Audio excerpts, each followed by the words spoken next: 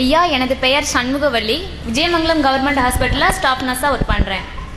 நாங்கள் இப்போ சாமி கும்பிட்றோம்னா கோவிலுக்கு செல்கிறோம். அங்கே எங்களுக்குன்னு ஒரு உருவம் இருக்குது. சாமி கும்பிட்றதுக்கு எங்களுக்குன்னு ஒரு உருவம் இருக்குது. இப்போ நீங்கள் சாமி கும்பிட்றோம்னா பள்ளிவாசலுக்கு செல்றீங்க. அங்கே உங்களுக்கு ஒரு உருவம் கிடையாது. அப்படி உள்ள நீங்கள் பள்ளிவாசலில் போய் பிரார்த்தனை செய்யறதுக்கு பதிலாக அவரவர் வீட்டில இருந்தே பிரார்த்தனை செய்யலாம்ல.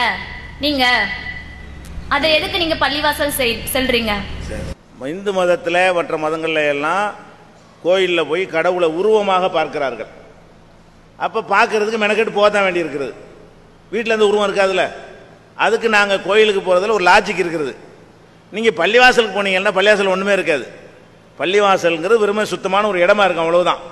அதில் ஒரு சிலையோ எந்த ஒரு வணங்குறதுக்கு ஒரு பொருளோ இருக்காது. அப்போ அதுக்கே நீங்கள் போகிறீங்க, வீட்டில் தொழுதுக்கலாமே, பள்ளிவாசல் இப்போ தேவையே இல்லையே அப்படின்னு கேட்குறாங்க. இஸ்லாத்தினுடைய கொள்கை என்னன்னு கேட்டால், எங்கே வேண்டாலும் தொழுவலாங்கிறது தான். கோவிலில் தான் பள்ளிவாசலில் தான் தொழணும் என்பது இஸ்லாத்தின் சட்டம் கிடையாது.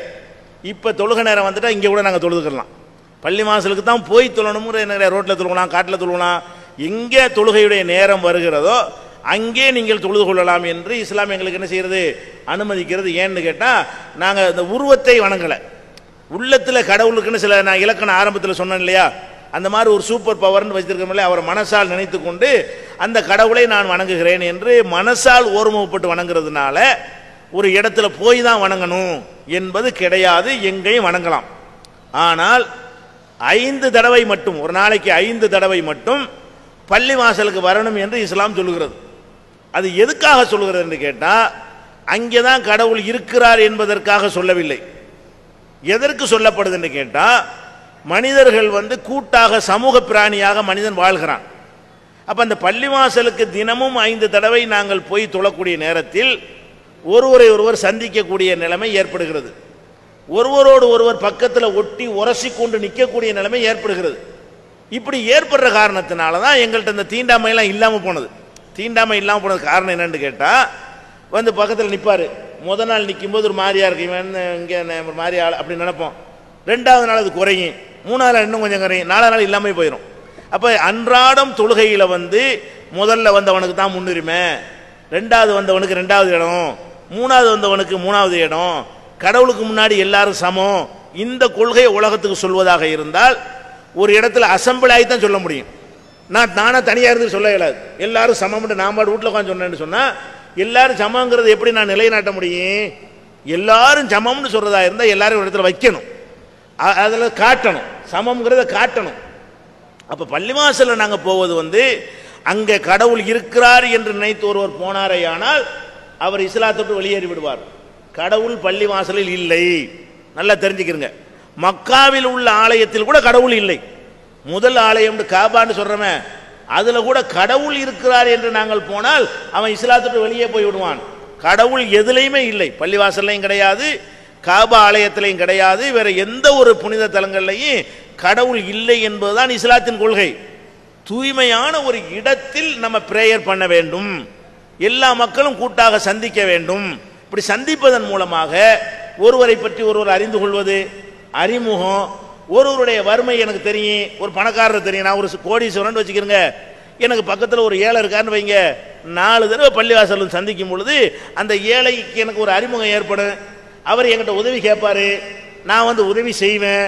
அப்படியெல்லாம் பள்ளிவாசலில் வச்சு அறிமுகத்தை வைத்துக் கொண்டு பல தேவைகளை முஸ்லீம்கள் நிறைவேற்றிக் கொள்கிறார்கள். பள்ளிவாசல் தொழுதுட்டு ஓடி போயிட மாட்டாங்க. தொழுத பிறகு ஒருத்தர் பேசுவாங்க, சந்திப்பாங்க. நீங்கள் எந்த ஊர், எங்கே இருக்கிறீங்க, அந்த தெருவா அந்த தெருவா அப்படிங்கும்போது ஒவ்வொருத்தருடைய பெயர் அட்ரஸோடு நாங்கள் அறிமுகமாக இருப்போம். முஸ்லீம்களை பொறுத்த வரைக்கும் ஒரு ஊரில் வாழ்கிறோம் என்று சொன்னால் ஒவ்வொருத்தருடைய பெயர், தெருவு, அட்ரஸ், கோலம், கோத்திரம் வரைக்கும் எல்லாத்தையும் விசாரித்து வைத்துக்கிறோம், அறிமுகமாகி விடுகிறோம். இந்த அறிமுகம் எதனால் ஏற்படுகிறதுன்னு சொன்னால், பள்ளிவாசலுக்கு தினசரி 5 முறை போய் கொண்டிருக்கிற காரணத்தினால இந்த அறிமுகங்கள் ஏற்படும் பொழுது அதில் ஒரு இணக்கம் ஏற்படும், ஒருத்தருக்கு ஒருத்தர் உதவி செய்வது ஏற்படும், சமத்துவம் ஏற்படும், சகோதரத்துவம் ஏற்படும். ஒரு சின்ன உதாரணம் கூட சொல்லுவாங்க. அந்த ஜனாதிபதியாக நம்ம நாட்டில் ஜாகிர் ஹுசேன் ஒருத்தர் இருந்தார். இந்தியாவுடைய ஜனாதிபதியில் முக்கியமான ஒரு நல்ல பேர் எடுத்த ஜனாதிபதியில் அவர் ஒரு ஆள். அந்த ஜாகிர் ஹுசேன் என்பவர் ஜனாதிபதியாக இருக்கும்போது ரம்ஜான் பெருநாளைக்காக வேண்டி தொழுகை நடத்துவாங்கல்ல பள்ளிவாசலில். செங்கோட்டைக்கு எதிர்த்தாப்புல ஒரு பள்ளிவாசல், ஜும்மா மஸ்ஜித், பெரிய பள்ளிவாசல். அந்த பள்ளிவாசல் என்ன, பாதி பள்ளிவாசல் தான் ரூஃப் இருக்கும், பாதி பள்ளிவாசல் ஓப்பனாக இருக்கும், கீழே கல் போட்டிருப்பாங்க, மேலே ஓப்பனாக இருக்கும். அந்த பள்ளிவாசலில் தொழுவதற்காக அவர் வர்றார். ஜனாதிபதி நாட்டில் அவர் தான் முதல் குடிமகன், அதிகாரம் இல்லாட்டாலும் ஃபர்ஸ்ட் அவர் தான். அப்போ முதல் குடிமகனாக இருக்கக்கூடியவர் தொழுகைக்கு வர்றாரு. லேட்டாக வந்துட்டார். லேட்டாக வந்தால் பள்ளிவாசலாம் நிறைஞ்சு போச்சு. அவர் ஓப்பன் பிளேஸில் தலையில் வெயில் உழுவுது, அந்த வெயிலில் ஓப்பன் பிளேஸில் நின்றாரே தவிர முஸ்லீம்களில் யாரும் வாங்க வாங்கன்னு வழிவிட்டு ஜனாதிபதி வந்துட்டாரு அப்படின்னு நாங்கள் முன்னாடி கூட்டிகிட்டு போவோம் இல்லை. அவரு கூட நான் ஜனாதிபதி என்னை விடுங்க நான் ஃபர்ஸ்ட்டில் போகணும்னு அவர் சொல்லலை. அவருக்கு இந்த என்னது, ஃபர்ஸ்ட்டில் வந்தால் ஃபர்ஸ்ட்டு, லாஸ்ட்டில் வந்தால் லாஸ்ட்டு தான். நம்ம முதல் வரிசையில் நம்ம நிற்க விரும்பி இருந்தால் நம்ம முதல்ல வந்திருக்கணும்.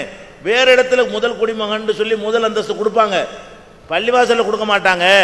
இது எவ்வளோ தெளிவாக டிக்ளேர் பண்ணுவோம். இந்த பள்ளிவாசல்னு ஒரு அமைப்பு செட்டப் இல்லாட்டி இதை எப்படி நிரூபிக்க முடியும்? மக்கள்லாம் அசம்பிள் ஆன ஒரு சபையில் நிரூபிக்கணும். இல்லாட்டி தத்துவம் சொல்லிட்டு இருக்க வேண்டிய நாங்கள் எல்லாம் சமம்னு தத்துவமாக சொல்லுவோமே தவிர அதை நடைமுறையில் நிரூபித்து காட்டுவதற்கான ஒரு வாய்ப்பாக இருந்துச்சா இல்லையா? அப்போ இந்த பள்ளிவாசல் இடத்துல போய் நாங்கள் அசம்பிள் ஆவது நல்ல கேள்வி. நாங்கள் கடவுளை பார்க்கறது போகவே இல்லை, அங்கே கடவுள் இல்லவே இல்லை, பள்ளிவாசலில் கடவுள் இல்லவே இல்லை. கடவுளை நாங்கள் மனசில் தான் என்ன செய்கிறோம், அவருடைய பவர் வல்லமை ஆற்றல்லாம் மனசில் உருவகப்படுத்தி கடவுளே அப்படின்னு பள்ளிவாசல் செவத்தை பார்த்து கேட்க மாட்டோம், செவத்தை நோக்கியும் பேச மாட்டோம். கடவுளை மனசில் உருவகப்படுத்தி கொண்டு கடவுள்கிட்ட என்ன செய்வோம், கேட்போம். கடவுளுக்கு அது விளங்கும். அதனால பள்ளிவாசலுக்கு போகிறோமே தவிர பள்ளிவாசலுக்கு போக முடியாத நிலையில் வீட்டில் தொழுது கொள்ளலாம். 5 வேற தொழுகையை கூட மழை காலங்களில் வீட்டில் தொழுது கொள்ளலாம். பள்ளிவாசலுக்கு போக முடியாத தெருவில் கூட தொழுது கொள்ளலாம். மற்ற 5 வேளை அல்லாமல் எவ்வளோ தொழுகைகள் இருக்கிறது, அதை எங்கே வேண்டாலும் என்ன செய்யலாம், தொழுது கொள்ளலாம். அல்ல பிரயாணத்தில் போகிறோம், பஸ்ஸில் போய்கிட்டே நாங்கள் தொழுவலாம், ட்ரெயினில் போய்கிட்டே தொழுவலாம். ஒரு இடத்துல போய் தான் தொழுவணுங்கிற எங்களுக்கு கிடையாது. 5 நேரமும் பிரயாணத்தில் பஸ்ஸில் போனால் பஸ் பாட்டுக்கு ஓடிட்டு இருக்கு, நாங்கள் பாட்டுக்கு தொழுகையில் செஞ்சு முடிச்சிருவோம் உட்காந்துக்கிட்டு நிலையிலேயே. அதனால் தொழுகைக்கு ஒரு இடம் அவசியம் என்று இஸ்லாத்தில் கிடையவே கிடையாது. இந்த சமத்துவம் சகோதரத்துவத்தை நிலைநாட்டுவதற்காக வேண்டி பள்ளிவாசலுக்கு எல்லாரும் அசம்பிள் ஆகுங்க அப்படின்னு சொல்லப்பட்டிருக்கு.